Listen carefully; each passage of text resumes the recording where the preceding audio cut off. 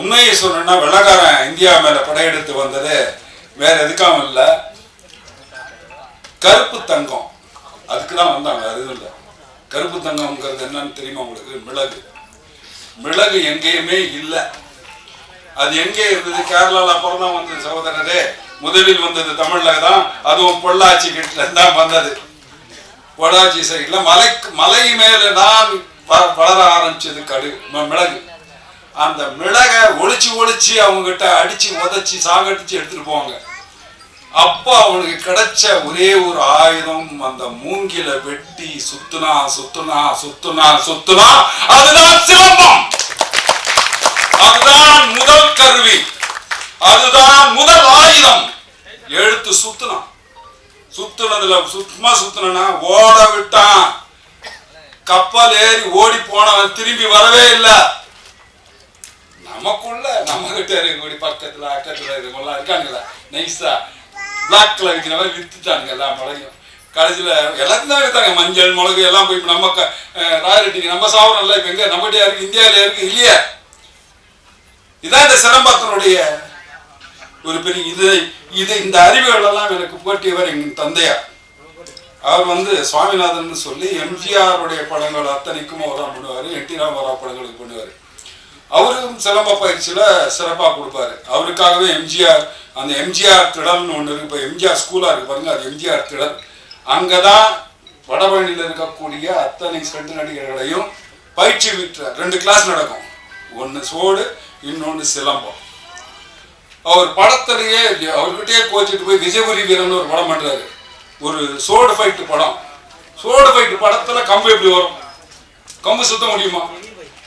கொண்டாடுறாரு பாருங்க தெளிவா. சோடுல எடுத்துட்டு வந்தாங்க, டப்பு டிப்புன்னு அடிச்சா எல்லா ஈட்டி மூனையும் கட் ஆயிடுச்சு. இப்போ மிஞ்சி இருக்கிறது என்ன? கம்பு. உடனே சிலம்பு சுத்த ஆரம்பிச்சிட்டாங்க. அதுவும் வெற்றிகரமான பெரிய வெற்றியை ஈட்டின படம், அவ்வளவு பெரிய வெற்றியை ஈட்டிய படம். அதனால என்ன ஆச்சு, இந்த சிலம்ப கலை வளராச்சு.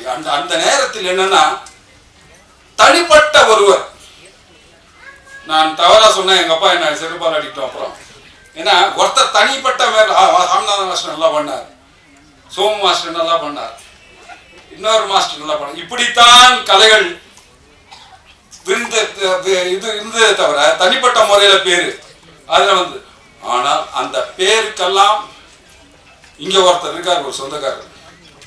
சிலம்பம் மாத்தி சொல்லி அடிக்கிறது சிலம்ப ஆசான்னா அது பொருத்தமான ஒரே ஒரு ஆள் இங்க இருக்கார், பாண்டி மாஸ்டர். அவர்தான் தான் பெற்ற இன்பம் இவ்வையகம் பெற வேண்டும் என்று சிலம்பத்தை கத்துக் கொடுத்து இன்னைக்கு ஸ்டண்ட் யூனியன்ல இருக்கு இத்தனை கிட்டத்தட்ட 500-600 பேர் மெம்பரா இருக்காங்கன்னா அவர் கிளாஸ்ல பயின்ற மாணவர்கள் தான்.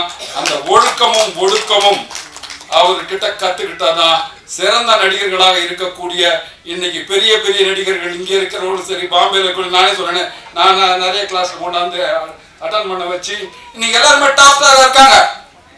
எப்படி இருக்காங்க? அந்த ஒழுக்கம், நுண்ணறிவு, அதை எப்படி கத்துக்கணும், முறைப்படி எப்படி கத்துக்கணும், அந்த முறையை கத்துக் கொடுத்தது அந்த வல்லமை பொருந்திய அவர்தான் இந்த சிலம்பம் சிறக்கிறதுக்கு அது வழிவகுத்தாரு. நிறைய போய் சேருவதற்கு ஜெயலலிதா பீரியட்லயும் சரி, கலைஞர் பீரியட்லயும் சரி, எல்லா பீரியட்லயும் அதை கத்துக் கொடுத்து அதுக்கு ஒரு இதை அமைச்சு அது எல்லாம் உலகம் போறா மாதிரி. இன்னைக்கு கூட அவர் பேசும்போது சொன்ன உலகத்துல டாப்ல இருக்கக்கூடிய காளிதாசர் அவருடைய இதை வச்சிருக்காங்க. இதெல்லாம் எப்படி அவருக்கு தெரியுது? அப்டேட் பண்ணிக்கிறது. இந்த சிலம்பம்ங்கிறது சாதாரண விஷயம் அல்ல.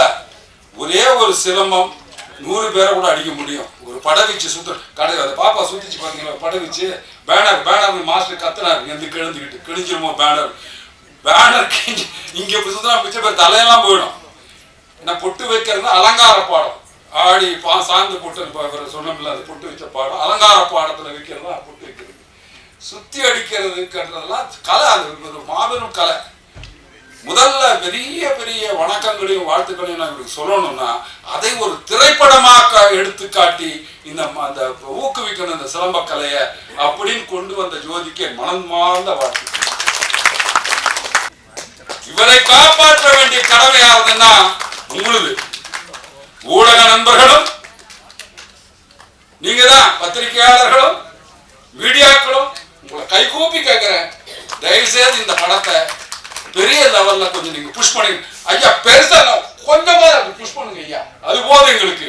நாங்க ரொம்ப சந்தோஷப்படுறோம், அவ்வளவுதான் எங்களுக்கு வேணும். வெற்றியில ஒரு சொல் வந்தா போதும்.